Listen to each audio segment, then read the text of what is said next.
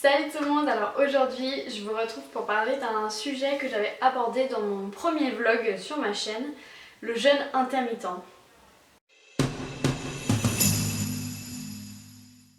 Alors aujourd'hui je vais parler un petit peu de mon expérience et du jeûne intermittent dans sa globalité.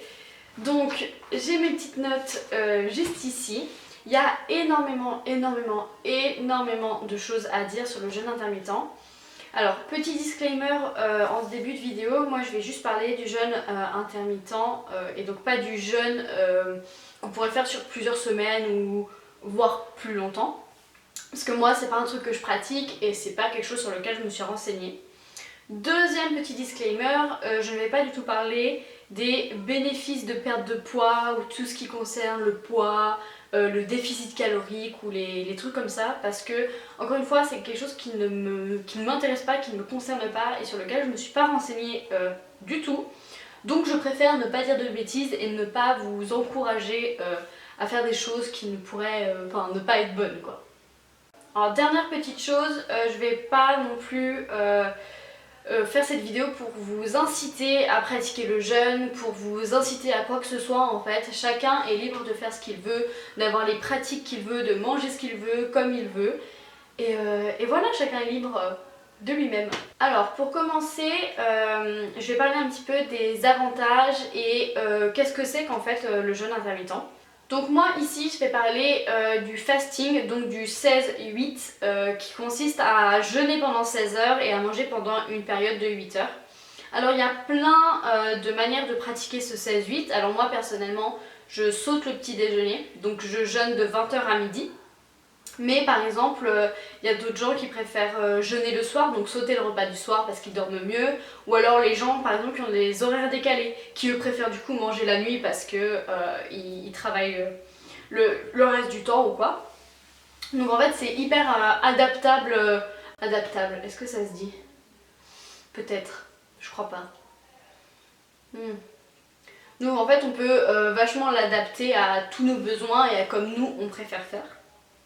Donc déjà, le jeûne intermittent, c'est une pratique qui est hyper intéressante parce que c'est une pratique qui serait un petit peu sans danger. Évidemment, chaque chose de la vie présente des risques et oui, des risques en fait si c'est pas encadré évidemment. Donc je parle pas des pratiques extrêmes là. Mais en fait le jeûne, le corps humain est tout à fait capable de survivre à un manque de nourriture pendant plusieurs jours, plusieurs semaines, voire peut-être un mois. Parce que le corps humain est fait comme ça en fait. C'est très nouveau en fait pour l'homme de pouvoir manger à sa faim et quand il veut.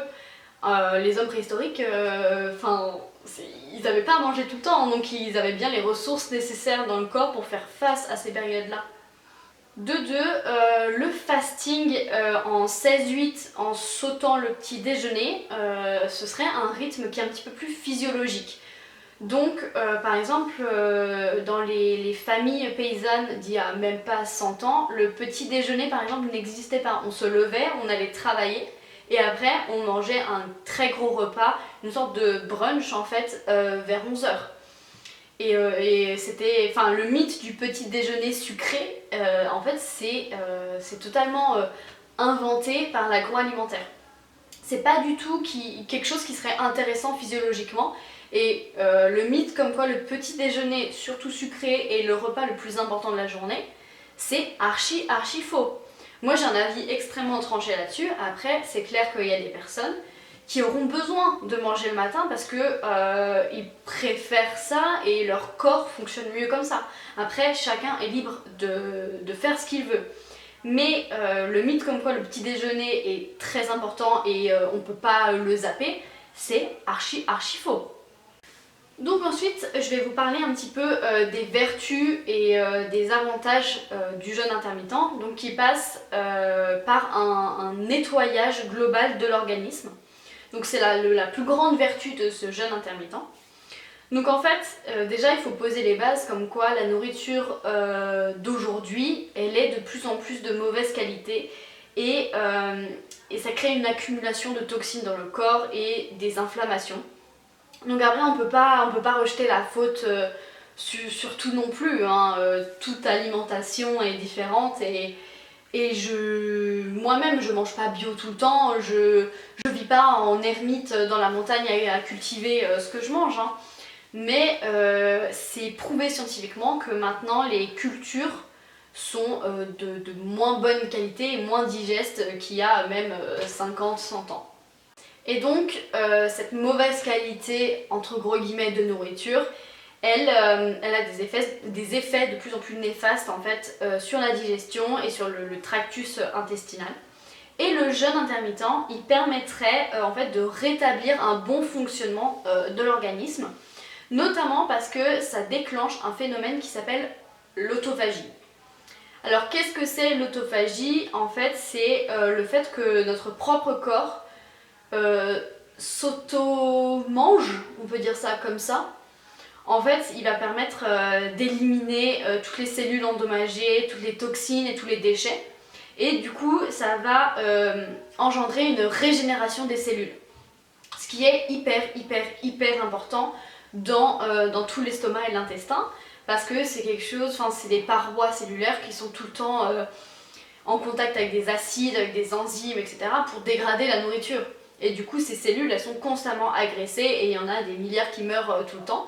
Et en fait, le fait de mettre son appareil digestif au repos, ça permet de mettre en marche, en gros, ce grand nettoyage et cette régénération cellulaire qui est vraiment indispensable. Alors après, il y aurait d'autres vertus qui seraient assez miraculeuses. Donc comme par exemple, il y a eu des études qui ont été menées sur les chimiothérapies et les cancers. Comme quoi, une personne qui pratique le jeûne intermittent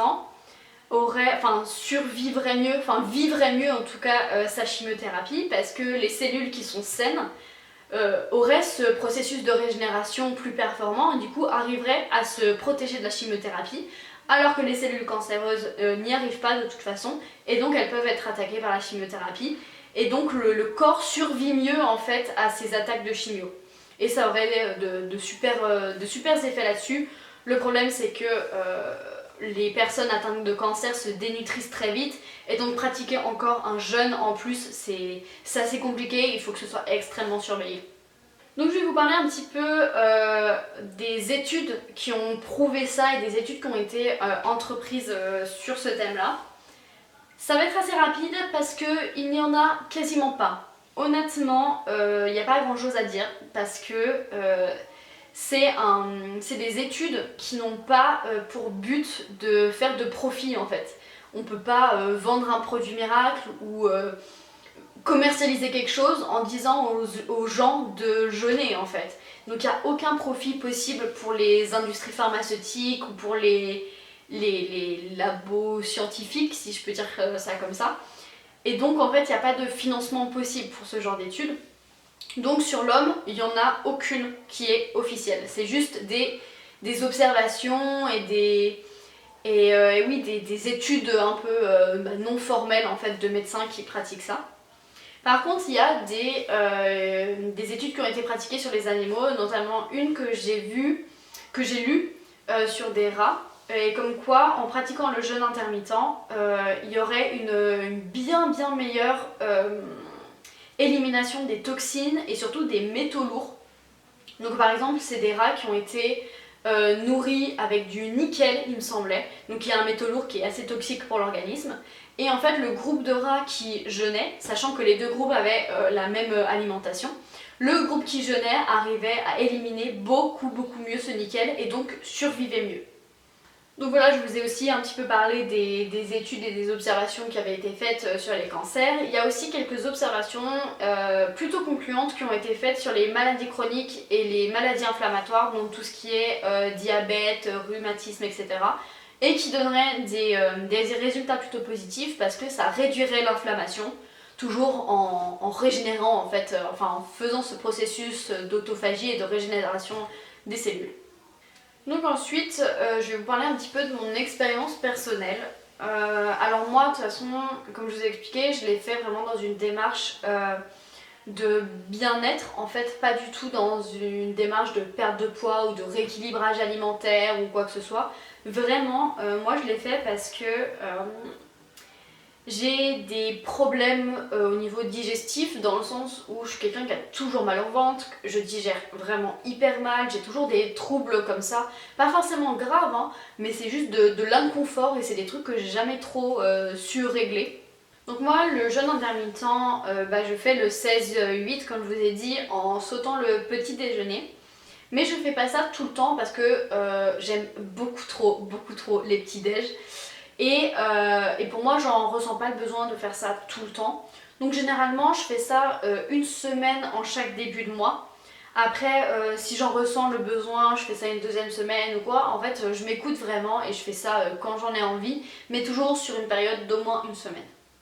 Alors pour ce qui est des ressentis, je sais que au début, pendant peut-être le premier, deuxième jour, c'est un peu compliqué dans le sens où la sensation de faim est hyper désagréable. Je sens que mon corps me réclame, mais pas forcément dans le sens où il a faim, dans le sens où j'ai un peu comme des crampes intestinales ou quoi, et il faut que l'habitude de manger le matin se défasse en fait. Alors il peut m'arriver d'avoir un petit peu la tête qui tourne ou voilà des trucs comme ça où je sens que j'ai pas trop d'énergie, où je me sens un petit peu faible. Mais faut savoir aussi que je suis quelqu'un qui a tendance à qui est très sensible aux crises d'hypoglycémie et aux trucs comme ça, au malaise vagal etc. Donc ça peut m'arriver de me sentir pas très bien pendant les premiers jours, mais honnêtement ça reste assez rare et c'est quelque chose qui est pas du tout dramatique. Je sais que je le fais même quand je vais en cours. Et au pire du pire, je prends un petit truc à grignoter dans mon sac au cas où vraiment je fais une crise d'hypoglycémie et je vais tomber dans les pommes, hein. Mais c'est jamais arrivé. Donc même si on va travailler, qu'on va en cours ou qu'on doit faire des trucs, eh ben ne pas manger pour moi c'est pas un problème, hein. Enfin, après c'est mon avis et étant sensible à ce genre de truc, il m'est jamais rien arrivé et je suis même jamais tombée dans les pommes à cause de ça. Ensuite, à partir du troisième jour, je pense que c'est vraiment le troisième jour où ça se démarque bien, la sensation de faim n'est plus la même. Donc au début, c'est des sensations de faim vraiment, c'est vraiment désagréable, ça me fait un peu des crampes d'estomac ou des trucs comme ça. Et après, à partir du troisième jour à peu près, la sensation de faim, en fait, c'est plus une sensation de faim, c'est juste une sensation d'estomac vide et c'est très agréable. C'est paradoxal, mais j'adore cette sensation d'avoir le ventre vide parce qu'on se sent hyper léger, on se sent pas du tout lourd, pas du tout somnolent et tout. Moi j'ai l'impression d'être en pleine conscience de mes capacités, je sais pas si ça se dit comme ça, mais en gros, j'ai pas ce handicap d'avoir une pierre dans le ventre quoi. On a aussi, enfin moi en tout cas après, j'ai aussi le retour de mon confort digestif. Alors c'est pas hyper flagrant quoi, hein. Mais je sais que tout ce qui est crampes d'estomac, un peu les ballonnements ou même le confort en fait de mon ventre revient. Après, il y a beaucoup de vertus comme quoi ça donnerait plus d'énergie, ça aurait des vertus sur la concentration, etc. Alors honnêtement c'est pas prouvé et sur moi ça se vérifie pas trop, en tout cas sûrement pas les premiers jours, au contraire même, j'ai un peu l'impression. Après c'est vrai que le fait de se sentir tout léger comme ça et de pas avoir la digestion en fait qui est enclenchée, c'est vrai que moi du coup j'ai plus de facilité à me concentrer, plus de facilité à travailler et plus d'énergie en fait en général le matin. Après ça n'a pas des vertus miraculeuses sur la concentration, etc. Moi j'avais vu quelqu'un qui avait écrit un livre comme quoi jeûner le matin ça nous rendrait hyper productifs et tout. C'est comme ça qu'il a lancé son entreprise, blablabla. C'est le remède miracle. Clairement pas du tout, hein. Peut-être quand on pratique ça de manière très récurrente, voire tous les jours, peut-être que lui ça a été vraiment la révélation. En tout cas pour moi je ne pense pas. Après ça aide mais c'est pas miraculeux non plus. Donc voilà, je pense que j'ai tout dit sur mon expérience. Après je suis toujours en phase un peu de test, ça fait que quelques mois que je pratique ça. Donc j'en apprends toujours un petit peu plus sur moi et sur cette pratique. Je tenais quand même à faire un autre petit disclaimer et un autre petit avertissement sur cette pratique. Donc pour tout ce qui concerne les personnes avec des troubles alimentaires, c'est vraiment hyper important de faire très attention avec ça. Donc moi je pense que c'est peut-être pas une très bonne idée de pratiquer le jeûne intermittent quand on a des problèmes de boulimie ou d'anorexie, parce que on le ferait pas forcément pour les bonnes raisons. Et personnellement, j'ai fait des crises de boulimie en étant plus jeune, donc surtout des crises d'hyperphagie où je me levais en pleine nuit surtout et je dévalisais les placards, je me faisais des pâtes à minuit et demi, et j'engloutissais tout ce qui me passait par les mains en fait. Et alors j'ai plus du tout de problème avec ça maintenant, c'est bien loin derrière moi. Mais j'ai remarqué que les premiers jours, surtout quand je pratiquais le jeûne intermittent, l'après-midi, au niveau du goûter, en fait, comme je sais que je suis dans ma fenêtre où j'ai le droit de manger, j'ai un peu tendance à vouloir me jeter surtout sur tout ce qui est sucré. Et je sais que c'est des petites pulsions comme ça qui reviennent. Alors maintenant, je suis tout à fait capable de les gérer et ça me traverse juste l'esprit. Mais je sais que si j'aurais pas dépassé ce stade de crise d'hyperphagie ou de crise de boulimie, je pense que ça aurait pu faire empirer les choses. Parce qu'on est quand même dans une restriction une partie de la journée. Et du coup, les craquages sont plus... ça risque d'être amplifié. Après honnêtement, si on fait ça pour les bonnes raisons et qu'on sait pourquoi on fait ça et qu'on continue à apporter une alimentation saine, un total calorique qui est toujours, qui convient à nos besoins et tout, moi j'y vois vraiment pas d'inconvénient. Et encore une fois, c'est pas une pratique qui se veut dangereuse en fait, c'est pas du tout dans un but de restriction alimentaire, de restriction calorique, et on n'est pas là pour se faire du mal, au contraire on est là pour soulager son corps et l'aider en fait à faire ces processus d'auto-nettoyage tout seul.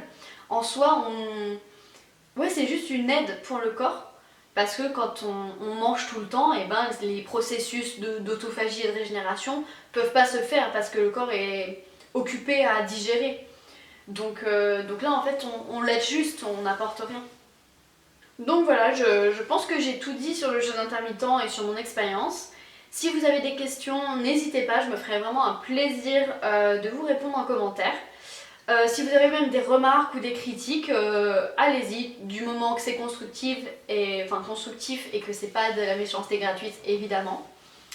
Je tiens juste à rappeler que je ne suis pas la science infuse, c'est le résultat de mes expériences, de mes lectures, de mes renseignements. Mais il se peut que je dise des grosses boulettes dans cette vidéo, et si c'est le cas, et si vous en relevez une, mettez-le dans les commentaires, et évidemment ce genre de critiques constructives sont les bienvenues. Donc voilà, en espérant que ça vous ait plu, que cette vidéo vous l'avez trouvée intéressante et que ça vous a appris peut-être quelque chose. Si c'est le cas, je vous laisse laisser un petit j'aime, un commentaire ou même vous abonner. Voilà, ciao ciao.